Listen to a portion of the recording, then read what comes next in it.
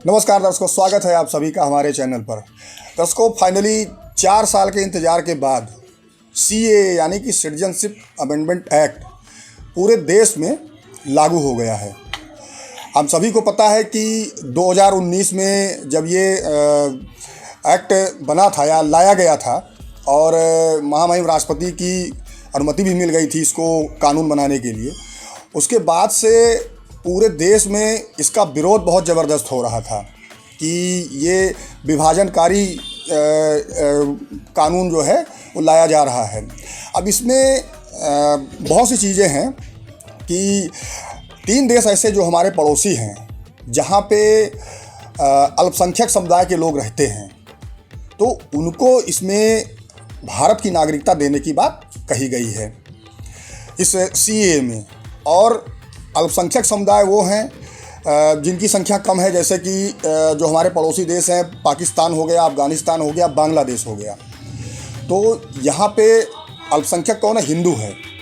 तो उसमें हिंदुओं को ही बेसिकली इसमें जो भारत की नागरिकता देने की बात कही गई है वो इस सीएए के जरिए उनको दी जाएगी। अब आगे हम इसमें और बताएंगे वीडियो में कि ये जो सीएए कानून लागू हुआ है इससे किसको फ़ायदा है और किसको नुकसान है। इसका विरोध भी हो रहा है तेज़ी से। जब से ये लागू हुआ तब से विपक्षी पार्टियां हों, चाहे अलग अलग क्षेत्र से संबंधित लोग हों, सभी इस चीज़ का विरोध कर रहे हैं। और ये कहा जा रहा है कि चूँकि लोकसभा चुनाव सर पे है, तो लोकसभा चुनाव को देखते हुए सरकार द्वारा इसको ऐसे समय पे लागू किया गया है। तो आगे हम वीडियो में संपूर्ण तथ्य इसमें बताएंगे कि कौन कौन से लोग हैं जिनको सीएए के तहत नागरिकता दी जाएगी और क्यों दी जाएगी उनको नागरिकता। तो दर्शकों, अगर आप चैनल पे हमारे नए हैं तो हमारे चैनल को सब्सक्राइब ज़रूर करें। तो 2019 से 2024 आ गया। 2019 से इंतज़ार करते करते करते कि सीएए का जो कानून है वो कब लागू होगा, लेकिन फाइनली 2024 में इसको सरकार ने लागू कर दिया है। अब इसमें जो इस सीएए का जो नियम है, उस नियम के हिसाब से पाकिस्तान, बांग्लादेश और अफ़गानिस्तान, ये जो 3 पड़ोसी देश हैं हमारे, इसमें जो अल्पसंख्यक समुदाय के लोग हैं, चाहे वो हिंदू हो, बौद्ध हो, जैन हो, पारसी हो, ईसाई हो, सिख हों, इतने लोग इन देशों में अल्पसंख्यक हैं, यानी कि इनकी संख्या कम है। तो इनको भारत की नागरिकता देने की बात कही गई है।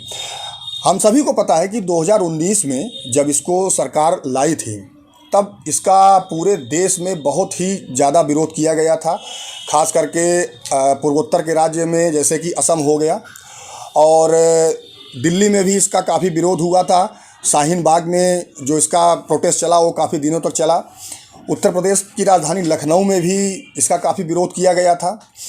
और उसके बाद से फिर कोविड काल शुरू हो गया, जिसकी वजह से इसको लागू करने में थोड़ा सा देरी हुई और सरकार को कुछ इसमें अमेंडमेंट भी करना था। तो फाइनली जो 2024 में जो बिल आया है वो सिटीजनशिप अमेंडमेंट एक्ट बिल 2024 के नाम से आया है। और इसमें जो हिंदू समुदाय के हैं, पारसी हैं, बौद्ध हैं, सिख हैं, ईसाई हैं, जो पाकिस्तान, अफ़गानिस्तान और बांग्लादेश से विस्थापित है, यानी कि वहाँ पे अल्पसंख्यक थे और वो छोड़ के भारत चले आए हैं। और ऐसे लोग काफ़ी दिनों से इस चीज़ का इंतज़ार भी कर रहे थे कि उनको भारत की नागरिकता मिले। इन्हीं सब चीज़ों को देखते हुए सरकार ने सीएए का कानून बनाया और इसको लागू भी किया। अब इसका विरोध मुस्लिम समुदाय द्वारा किया जा रहा है। उनका कहना ये है कि अगर आप हिंदुओं को, ईसाइयों को, बौद्ध को, जैन को, पारसियों को, सिखों को अगर आप भारत की नागरिकता दे सकते हैं तो मुस्लिमों को नागरिकता क्यों नहीं दी जा रही है। इसका सबसे बड़ा विरोध किया जा रहा है सीएए को लेके।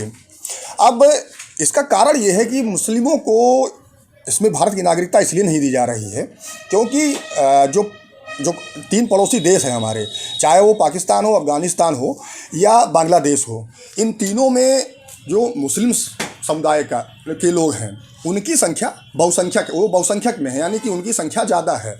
और जो मुस्लिम्स के अलावा जो भी हैं वो अल्पसंख्यक हैं, यानी कि उनकी संख्या कम है। इसलिए जो मुस्लिमों का विरोध है उसका सरकार ने जो तर्क दिया है कि भाई वहाँ चूँकि मुस्लिम बहुसंख्यक हैं इसलिए उनको इस सीएए के तहत नागरिकता नहीं दी जाएगी, और इसी का सबसे ज़्यादा विरोध किया जा रहा है। और पहले भी जब 2019 में सीएए लाया गया था तब भी इसी चीज़ का विरोध किया जा रहा था। हालांकि जब से ये लागू हुआ है कई अफवाहें भी उड़ रही हैं कि जो मुस्लिम समुदाय के लोग हैं वो ये भी कह रहे हैं कि जो मुस्लिम है उनकी नागरिकता चली जाएगी। लेकिन दर्शकों, ये जो सीएए का कानून लाया गया है इससे किसी की नागरिकता नहीं जाएगी, या सरकार किसी भी भारतीय नागरिक की नागरिकता नहीं छीनने वाली है। सिर्फ जो इन 3 देशों से जो अल्पसंख्यक समुदाय के लोग भारत आए हैं उनको सीएए के तहत नागरिकता दी जाएगी, और उसी का प्रावधान है। और हम सभी जानते हैं कि हमारा जो सिटीजनशिप एक्ट है वो 1955 में आया था, लेकिन उसमें ये था कि भारत की नागरिकता लेने के लिए किसी भी व्यक्ति को कम से कम 11 साल भारत में रहना होगा।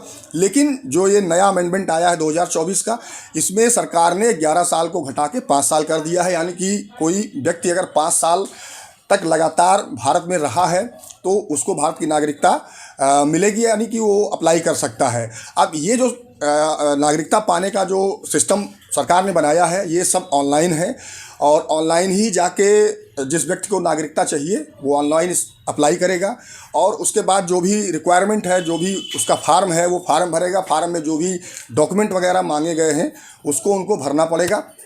और ये सिटीजनशिप अमेंडमेंट एक्ट जो लाया गया है इसमें 6B के तहत उनको नागरिकता दी जाएगी। दर्शकों, ये जो ऑनलाइन एप्लीकेशन ली जाएगी इसकी जो वेबसाइट है वो www.indiancitizenshiponline.nic.in ये वेबसाइट है जो सरकार ने जारी किया है। इस वेबसाइट पर जाकर जो भी भारत की नागरिकता चाहते हैं और जो उन सारे टर्म्स एंड कंडीशंस को फुलफ़िल करते हैं जो भी सरकार ने बताया है, तो वो ऑनलाइन अप्लाई कर सकते हैं। और 31 दिसंबर 2014 तक जो लोग भारत में प्रवासियों के तौर पर रह रहे हैं, यानी कि जो 31 दिसंबर 2014 तक भारत में आ गए हैं, उन्हें ही ये नागरिकता दी जाएगी। इसके बाद के जो लोग हैं उनको नागरिकता देने का प्रावधान फिलहाल अभी सीएए में नहीं है।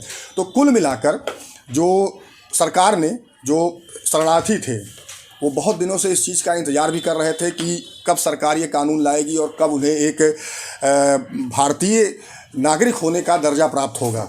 हम सभी जानते हैं कि दिल्ली में बदरपुर जगह है जहाँ पे बहुत से पाकिस्तान से आए हुए शरणार्थी रहते हैं। जब देश का बंटवारा हुआ उसके बाद बहुत से मुस्लिमों के साथ हिंदू भी पाकिस्तान चले गए, लेकिन बाद में उनकी संख्या घटती गई क्योंकि वहाँ पे पाकिस्तान में जो है हिंदुओं के साथ काफ़ी अत्याचार भी हुए। अक्सर आए दिन सुनने पे मिला कि हिंदुओं के साथ अत्याचार हो रहे हैं या हिंदू मंदिरों को तोड़ा जा रहा है। तो उन्हें ये समझ में आया कि पाकिस्तान में या बांग्लादेश में या अफ़गानिस्तान में रहने से अच्छा उन्होंने भारत को चुना और वो भारत चले आए।